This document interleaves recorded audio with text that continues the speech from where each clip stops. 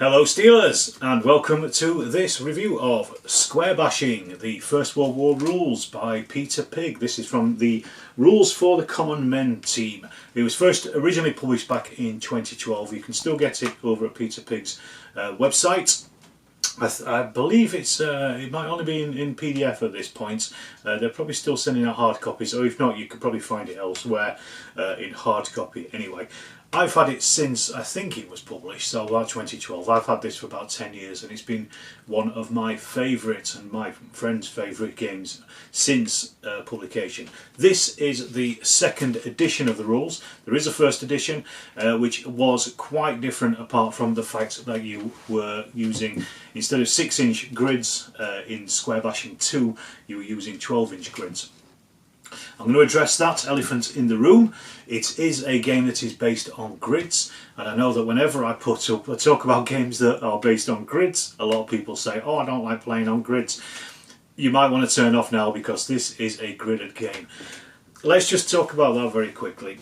Gridded games, as far as I'm concerned, are very good because normally in a game most units are moving, say, 6 inches if it's force, 12 inches if it's cavalry. That's for the vast majority of wargaming rules. If you've got a 6-inch grid, you are only moving 6 inches. You're just moving from one point to another. It cuts down on knowing who is in the grid. It cuts down on arguments as to where you're in cover or not, because you're either in the grid or you're not. Also, you can think as each grid as a tactical bound, doesn't have to be a square. The other thing as well that always comes up from people about grids is the moving of the diagonal. And moving diagonal isn't a double move, it's actually a 1.42 move if you do it from a Pythagoras point of view, because that is how far it is from one point of a corner of a square to the next one. So you're actually only moving less than 1.5 of a move. Also, the fact that the enemy can also do that does not give you an advantage in any way whatsoever.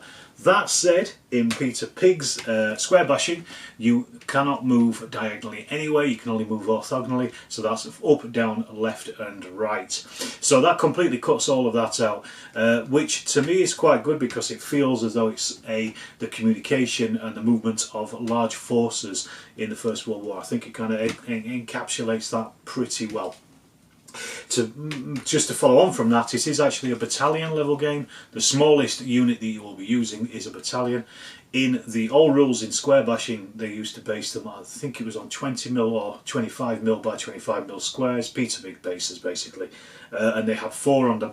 They've reduced that now down to 3, and you have 4 bases to form a battalion. So you would have that's about 12 figures in total per battalion. Mine are slightly over base because I did it for Square Bashing 1, but you don't even have to fit to that. As long as you can fit your units into those 6-inch squares, it doesn't matter how big the bases are, and as long as you can designate them. And so more about that as we go through the rules anyway. What I'm going to do as well is I'm also going to be looking at the army book. I'll just have a brief look at this because there's not much point going into a huge amount of detail on this. But this is well worth buying. It does come as a separate product from Peter Pigg, and once again, I'm not sure if it's just PDF or if you can still get the hard copies from Peter Pigg, but you can also, you'll be able to pick it up elsewhere, I'm fairly sure. This covers armies all the way through the period of Square Bashing. So let me just say, it says there's 55 armies actually detailed in this. You do get a couple in the Square Bashing, which I'll talk about when we look at it in a bit more detail.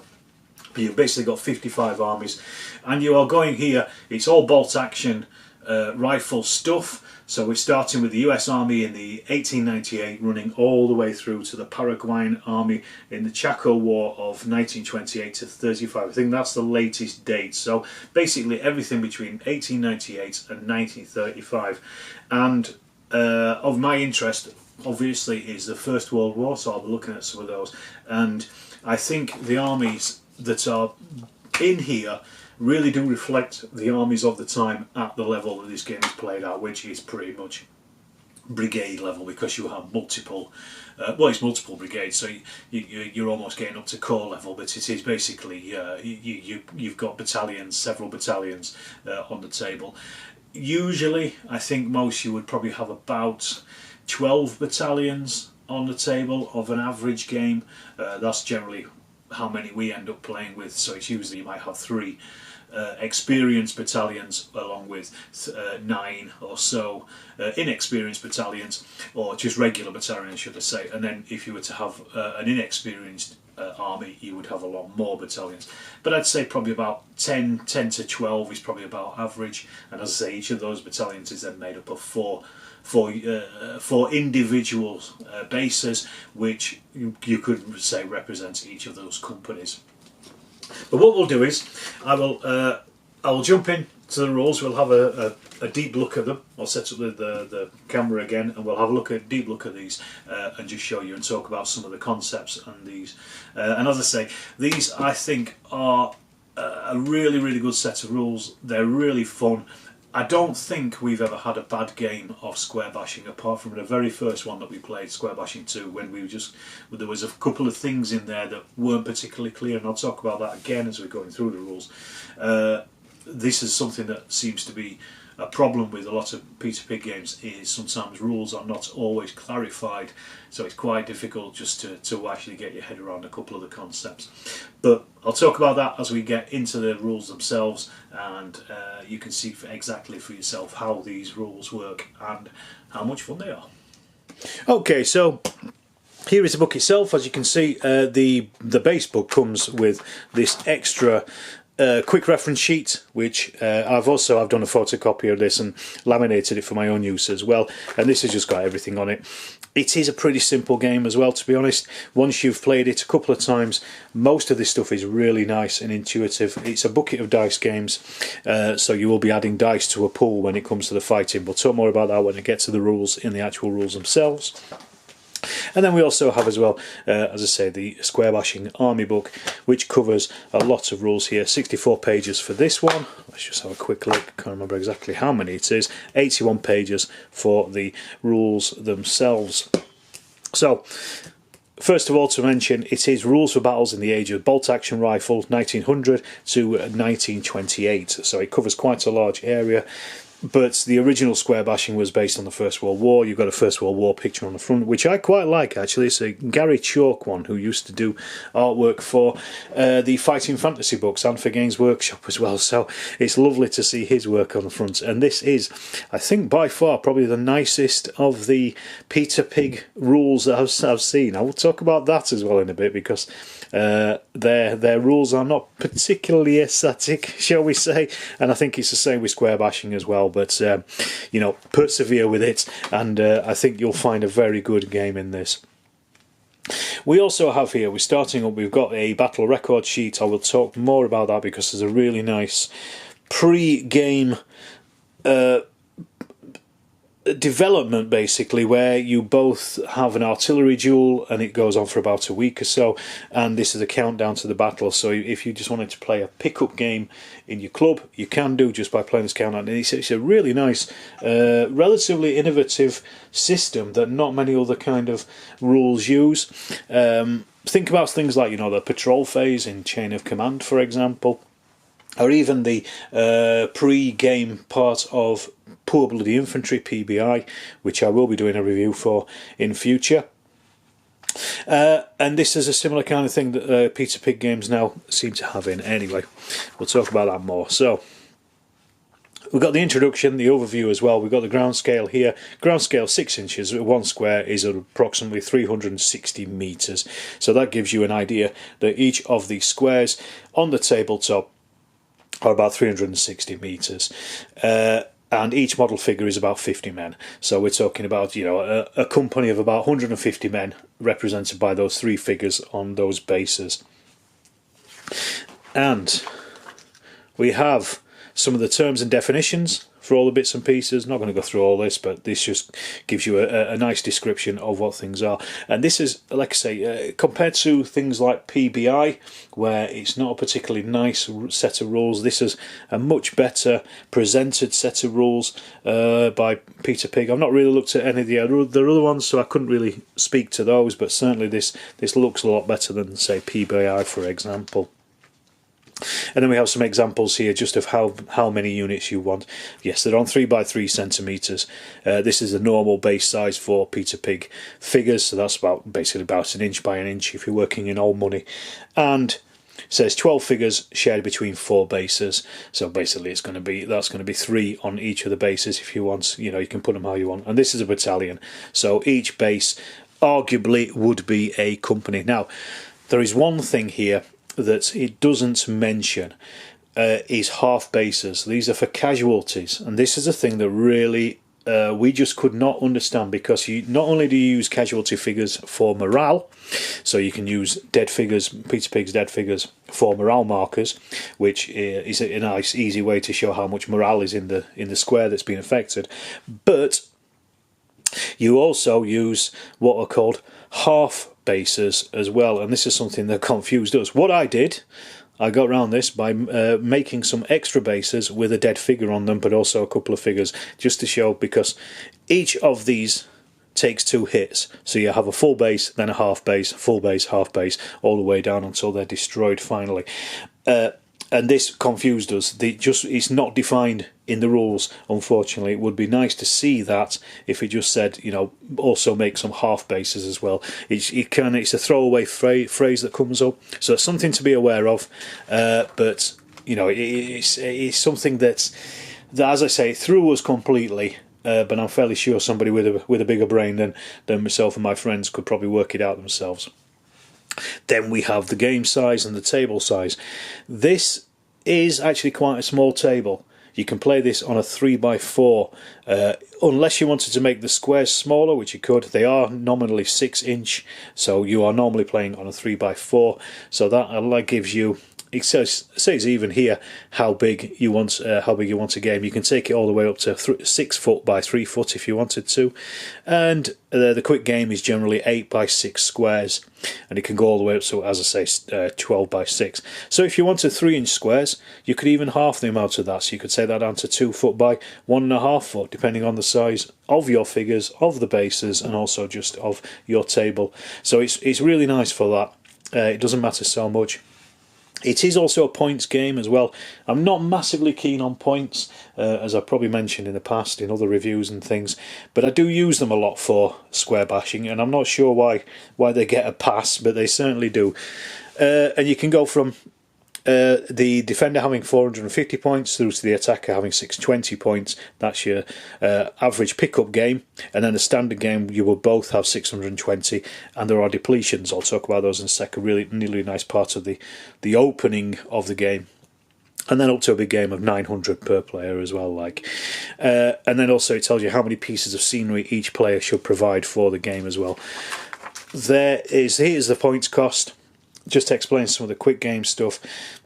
Again, the thing I think with the Peter Pig rules is the way that they're set out is slightly confusing, because it goes through each step of the game rather than each rule that you would need, if that makes sense. So it talks about things early in the rules that probably don't come up later on in the game itself, so it can be quite confusing, terms and things like that.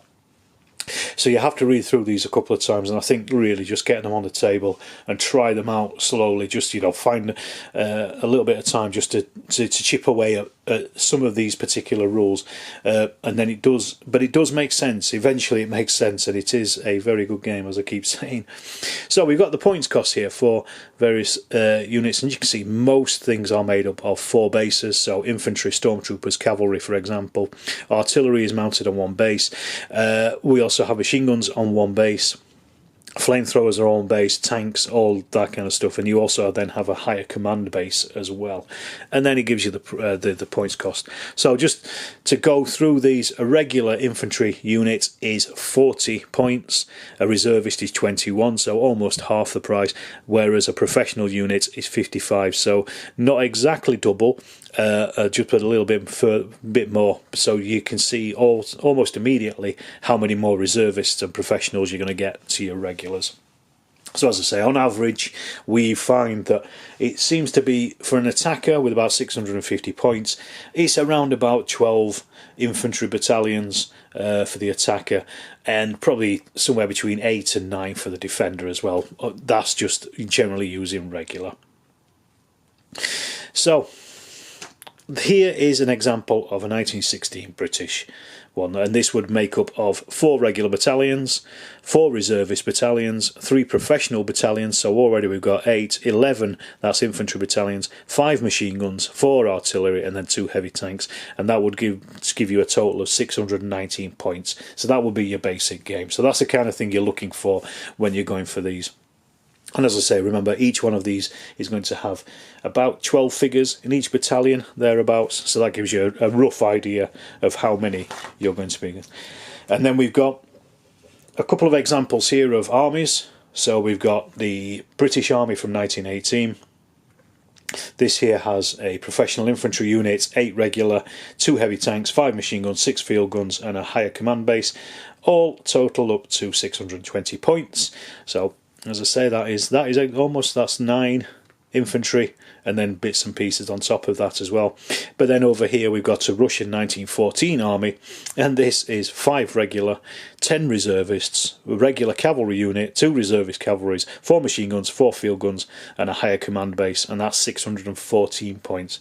So it gives you an idea of the difference between the armies. And if you really wanted to, using the army book, I mean, I don't, but you could quite easily just fight this Russian one against the British one if you wanted to. You know, you can put them together in those kind of things. I don't do it because I don't like historical games in that much, but you certainly could if you really wanted to. And then we just got some notes on the particular tanks and the particular units and the different things that they do. For example, cavalry, for example, armoured cars and tanks and stuff. Some of the additions to the period that you're going to get.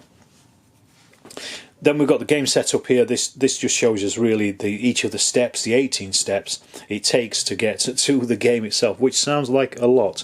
But a lot of this is basically setting out scenery and just making sure you are ready for battle as well, and doing your countdowns for battle. So let's just quickly jump through. This is one of the things I meant. We jump straight into the higher command. This is before even the game is set up, and it tells you exactly what the higher command can do. This section probably would have been better further into the rules, but it's just because it's an important part of the rules themselves, the higher command.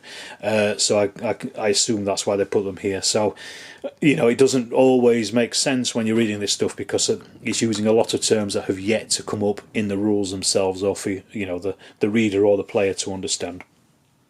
Minor gripe on my part, but I just thought it may be better somewhere else. It talks about the markers you need, and you need a few different markers here. It does provide some that you can print out or cut out or copy. I made my own just with different colours, did them on Word very easily. You can do that, and you will be using these in the game. Use any tokens you want, really, as long as you know what they are. So as long as you know it's winning the fight, a morale bonus, hold the line, shock assault, fighting bonus, or damaged. As long as you can tell the difference between them on the tabletop, use whatever you want, it doesn't matter. Let's say I just made my own with different colours, so I could see it relatively quickly on the tabletop. This is the interesting part right here.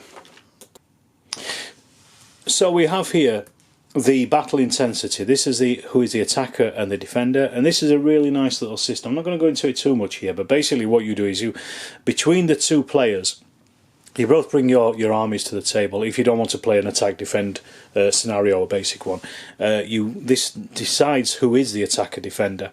And basically you add dice into this countdown to battle.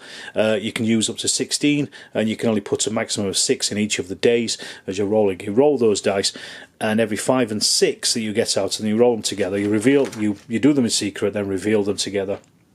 Each 5 and a 6 is a success. Then whoever succeeds most can either roll 2d6 and look up the results on the event chart for his army, which is in the army book. So let's just show you this quickly here. So this is our event. So you can see here the dice score goes from 2 all the way up to 18. I'll explain that in a second. But there's various things that can happen. So obviously low is usually pretty poor. However, you can also get, for example here, General Mott has promised artillery support from Corps. So you add 4 to any barrage asset. And this is also cumulative, so this is rolling 7. So, and you also get some attack points for it as well. I'll explain in a sec. And you do this between yourselves until the end of the turn. If you didn't want to roll for that extra bit here, you would then add, you can actually add 3d6 to your next attack and keep it building up and keep it rolling. So you're basically making, you're creating an event for yourself with the army book over here, by just adding on these bits and pieces, which will either improve or damage your army in some ways. So for example, units may be transferred to the rear for training, remove 2 infantry bases from the army, for example, but that's a really low score.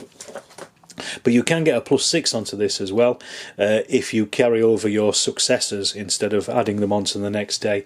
So and you get a +6 for that as well, so that's why it goes up to 18 in the actual list bit here. And you'll see these assets as well. We'll talk about those in a second, because these are bits that come in that make the armies very different. And then he says, at the end of the 15-day countdown to battle, each player will have accumulated attack points. Then this total is increased by 1 for each cavalry unit and various other bits. The player with the higher total is the attacker. And then if both players have the same attack score, the player with a higher army status, which is in the army book, becomes the attacker with an assumed attack point advantage of 4, and it tells you here. And then this gives us the difference in the attack points. So we go between 1 and 5, 6 and 14, 15 and 30, and 31 plus.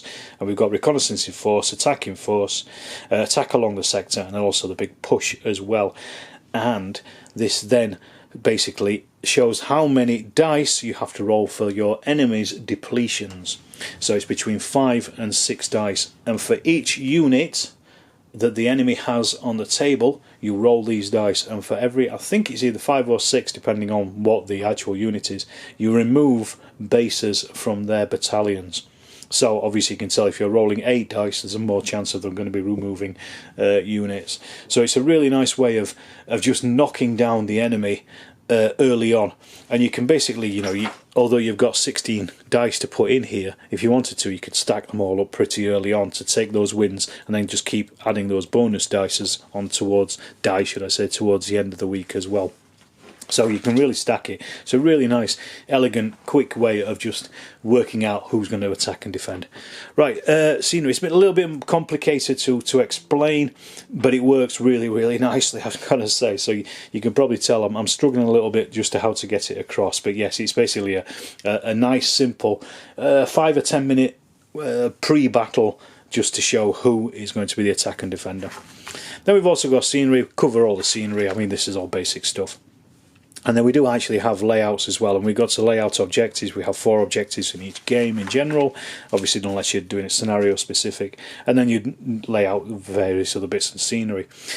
You can then lay out the 2 armies, so the defender lays out, the attacker deploys his army first, and then the defender deploys theirs, but the attacker can only deploy in row 6, which is their table edge basically. In square bashing, you can only have 3 units per square, not including the higher command, and they so you basically have to, you know, if you've got too many units, then they will be in reinforcements. But on table, you can only have 3 units per square. Then we deploy the defender. The defender will also then deploy what they want to do, some of their reinforcements if they want. They don't have to put them on the table, but what happens here is this is when we get the depletions, and this comes in from the opening bombardment that we've already done, the countdown to battle. And as I say, you roll those number of dice that it was indicated in the difference of the attack and defender. If I can find it, here it is. So between 5 and 8 dice, and you roll that per infantry unit. I think it is every 6, let me just remember because it's been a little while since I rolled for this. You basically roll a pair of d6 for each artillery and machine gun base as well. And you roll the number of d6 for every infantry and cavalry, and just work your way through. And let me just find it. Each score of 6, that's it, there you go, means that a complete, not half base is lost. So potentially you could lose all the bases. However, you have a choice here. You can, if you want to, instead of taking the casualties, you can actually put them into reserve. So you can retain the unit, but they might actually you could, if say you only lose one base, you might want to keep it on the table if it's an objective. If you lose 2 or 3 bases, you might think, well, I don't just want one base on the table because that's going to be relatively useless. Let's put the entire thing into reserve. And it's a really nice way, again, of just keeping the defender off the table and giving the attacker a slight advantage at the start of the game. It's a really clever, lovely little way of doing things, and I really like it. And you can do it with just a pick-up game anyway. We normally do, you just roll a certain, I think it's 5 dice or something, you just roll that amount per unit anyway, even if you don't do the countdown to battle. Anyway, I'll not talk too much about that because that took quite a while to actually explain. The other thing here is the turn sequence. It's an interesting turn sequence. We start with the artillery barrage and gas. That just starts, so if you're using gas, it's on there. Then we roll for a single asset, and an asset is the stuff that the unit, the army may have, and these are the general assets. So we've got aircraft, holding the line, hasty defences, urgent arrival, shock assault, and these are a number of dice, and it's a dice pool, and every time you use them you get rid of them. And this has also got your artillery as well. And again, this is to go back to the army book, shows you how many assets you actually have. These will also be added to with any rolls onto the this extra any extra rolls that you've got from this. So for example, the one I talked about earlier, where add any 4 to any barrage asset, so you could just, if you wanted a rolling barrage, you could take it from 10 to 14. And as I say, you have this throughout the game, and every time you want to use an asset, you roll a number of dice from one of the assets themselves, depending on how many you've got left, and if you roll a 6, you get the asset. It's that simple. It's really nice. Really easy way of just having these extra supports in there. So that's the first thing you do. Then we do higher command orders. We touched on higher command. Let me just jump back to it. This is what I say, it's way back here. This bit really should be way up with the rules. And basically they can get a unit to do stuff, and they can do various things. They can add on a fighting bonus, a morale bonus, a movement bonus, or get to re-roll those assets if you haven't got them as well, which is nice. So you're not just rolling that one dice off, you are doing it. So as I said, this really should have been up here somewhere with a higher command. But it just adds that little bit of extra to the game. It just means that, you know, both sides aren't exactly the same. Some may have more assets than the other of a certain type of assets, and that's a really good thing, I think, just to make it interesting. Then we do morale tests, then we do movement, then we carry out any assaults, and then we carry out shooting, but it's the opponent that shoots. Because it's a battalion level, the shooting is generally subsumed into the assault. So this is one unit moving into an enemy occupied base square. So this is any opponent that hasn't been attacked can then fire. So they can only generally infantry can only fire into the next square over from them. Artillery can fire a bit further. But this again kind of threw us a little bit, the fact that you're firing after you've assaulted, because normally in most war games it's it's the other way around. And I'm going to say here, it is a fixed turn sequence, but I think it works at this level, and I think I don't think it's a bad way of doing it. I've tried to work out a way of doing this and mixing up the turn sequence, but I don't really think you can do it at this level with this kind of game in particular. And then we remove the high command, and then remove any opponent inflicted barrage markers, and then you add a roll for reinforcements to see if they arrive. And then there's a countdown marker as well, which basically starts at 21. You roll a d6 as a defender if it's their turn, and take off whatever that score is. Once that reaches 0, the game is over. So that's as simple as it gets, basically. Okay, so I've touched there on assets. Obviously barrages, big part of the First World War. You've got different types of barrages. So we've got here suppressant barrage, gas barrages, shows you how they work, rolling barrage, and a point effect, which is by far the best one because it does more damage. So basically and again goes through the method of using the barrages as well. It's quite simple. You choose one of the 4, you roll to see if you can get it, and then if you do, you roll to see what the effects are of that barrage, and it works very well. Very simple stuff. I've already mentioned it, maximum occupancy is 3 units, so as you can see there are 3 battalions, so that's a battalion, a field gun and a tank. That's your maximum you can get in there. Movement is very simple. Infantry, a basic move is just 2 squares, so basically 12 inch on a table. However, if you're moving through scenery, then you have to roll to exit the scenery. You can move into it, but moving out of it is difficult. You generally need a 3, 4, 5, 6 if you're a regular. You get a +1 if you are if you're elite, and a minus for professional, -1 if you're reservist. So it just, you know, it's a nice easy way of doing variable movement. They might get stuck in a field or so, in a forest or something as they're trying to advance. It just gives you the basic movement rates here. So infantry are 2, cavalry are 3. Movement is all orthogonal, as I mentioned, so you'd have to go 1. If you wanted to move to this this point here, it would cost you 2, 1, 2, whereas you can just go forward 2 as well. And then we talk about casualties, and this was a bit, as I said before, this is really where we got a little bit confused, because each unit, each separate base actually takes 2 hits. So every time you take a casualty, you place a casualty marker, and then these are used for morale later on. However, you also, for every casualty you take off half a base, so you have to have a separate marker to show a half base, and this is something that confused us. We were using casualties to show the half bases, but they're actually for morale purposes rather than to demonstrate. So I would recommend, if you're going to play this, make up some half base units, however you want to do it. Even if you just want to do, you know, a token just to show that the thing has taken damage, that's enough. But just to show the difference between the casualty marker and the half base marker. That is definitely something I would talk about. I would do if I was starting this from fresh, and it's something that took me a while to work out as well. Assaults and fights are relatively simple. Basically, you basically go into any orthogonal area in front of you, so 1 square to another, and you just add up numbers. It's just adding up dice. So you start with, so for example here, each assaulting infantry at strength, which means over half strength, that's a battalion at half strength, by the way, you get 3 dice for them. So the more you can throw in, the better. And obviously you've only got 3 units a maximum that can go in, because you're only attacking from 1 square to another.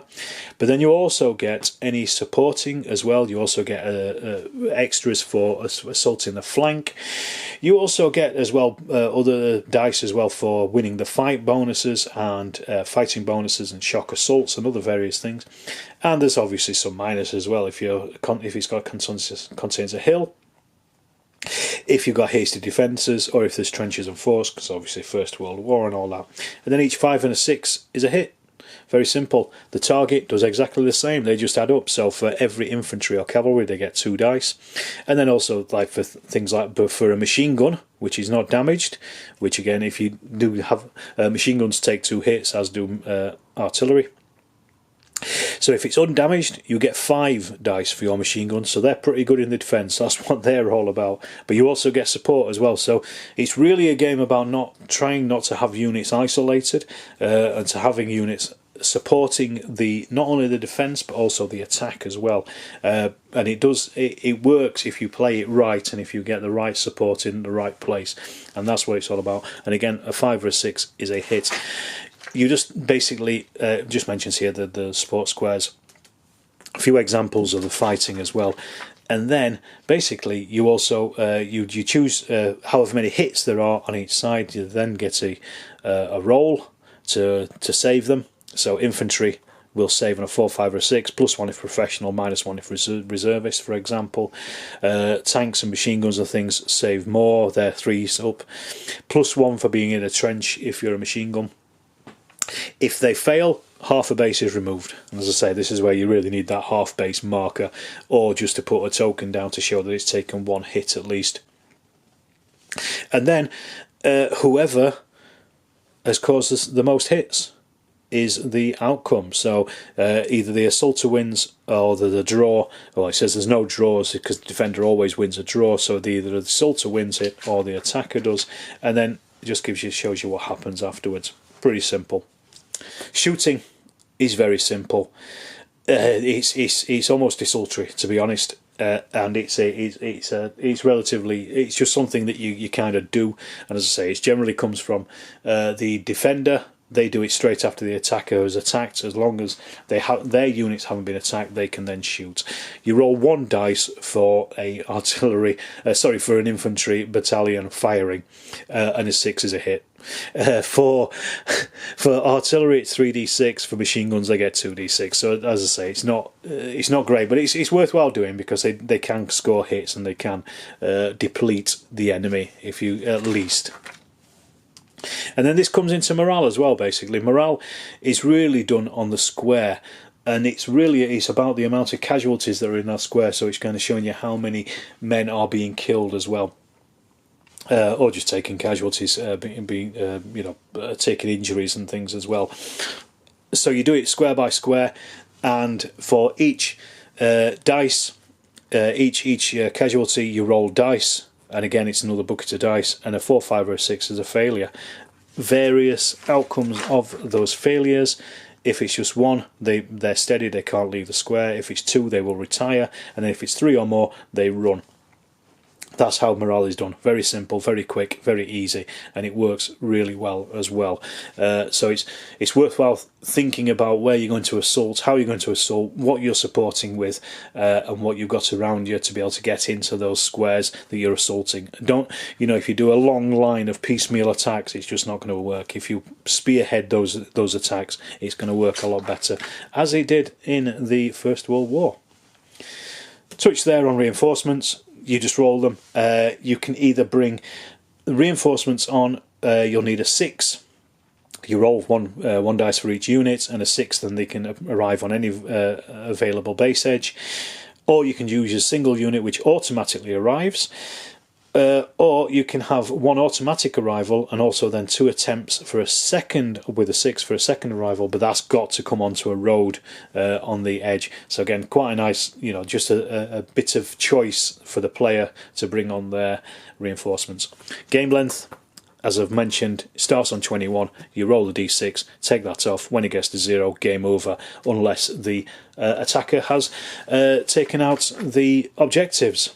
And then we do actually have a victory point. I generally don't use this that much, but if you really want to, you can add everything up as to how many points each side has scored over the game, and then just bring that in. It shows you exactly how it is.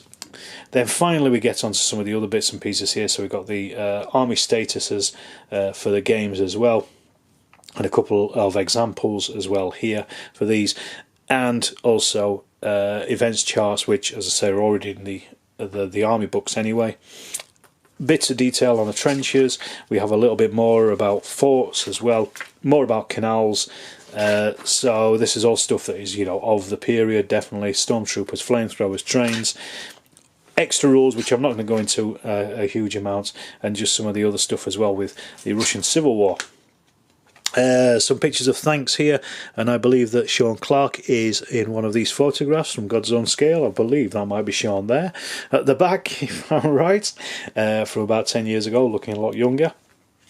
And also it just tells you how to... That one thing I didn't mention is it is actually played in 15mm, because that's obviously Peter Pig's preferred scale, but you can play it with 20, 25 and 30mm figures, or 28mm figures if you wanted to as well, or smaller even. Then at the back of the rules we've got 2 armies to get you started, German 1914 to 15 and a BEF British Army 14 to 15 as well. And this is what you will find in the army rules books. Good index, the markers I mentioned, and also again those quick reference sheets as well here. Right, so that's the basic rules. Here is the army book. I'm not going to go too much into this because, as I say, this is a lot of these lists are very specific and particular to those individual armies. So 55 in total, you can see all the way through here.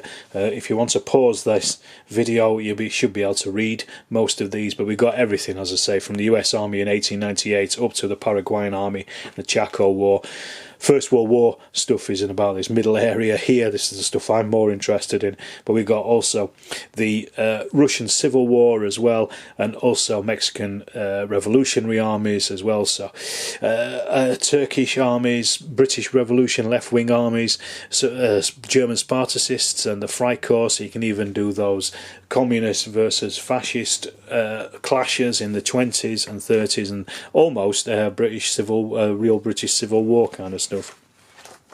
And again, I'm just going to jump forward to a couple of the ones that I'm more familiar with, and that's the First World War ones. I do apologise. Let me just find some of these. Jump through. They should probably just flop open on these, really, shouldn't it, at this point? But let's have a look. It's from my point of view, as from a historical point of view, I think these are really well laid out and really well considered. These are not old lions versus donkeys, lions led by donkeys nonsense sets of armies. And it even says as well, it says here, so the British late war and Western Front, it's one of the toughest armies in square bashing. The army had superb artillery plans and guns to deliver them. The infantry were hardened and skilled at small unit tactics. British kit was first class in terms of effectiveness and durability. Tanks were often in evidence. That to me is a really good description of the British Army in 1918. And it is really, it kind of speaks that they have done some research at least on modern First World War history, and I think it reflected, which is one of the reasons I like these rules quite a lot. As I say, each of these armies are laid out pretty simple, like pretty obviously. So we've got, these are those extra assets and bits and pieces that you can get when you're rolling up for the start of the game. Then here, it basically just breaks down the army itself, and this is for the same for every single one of these armies, and it shows you how many of each of these units you should have. So infantry, no reservists, but you would have between 4 and 10 battalions of regulars, and up to 0 to 3 professionals. Cavalry, up to 2 regular and up to 1 professional if you wanted them. Machine guns, you'd have between 4 and 9. Field artillery between 4 and 8, and then also tanks and bits and pieces. And it shows you each. This is laid out basically. Also, here we have any notes as well. So all infantry have LMG bonuses, and adds an extra D6 when assaulting, up to a maximum of 2 for each battalion.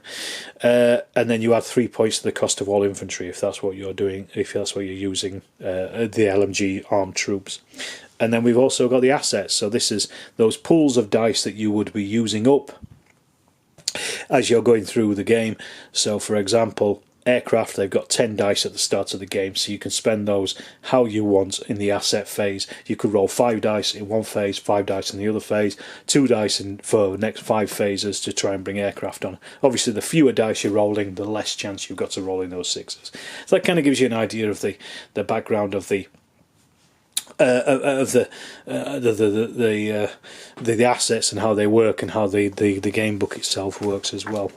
We also have as well in this army list as well a couple of scenarios. So we've got the Battle of Lake Tanga, 3rd November 14, First World War Dieppe. We also have the Battle of El Caney, 1898, Spanish forces and what is it, Spanish? I'm not Italian. Americans and Spanish here.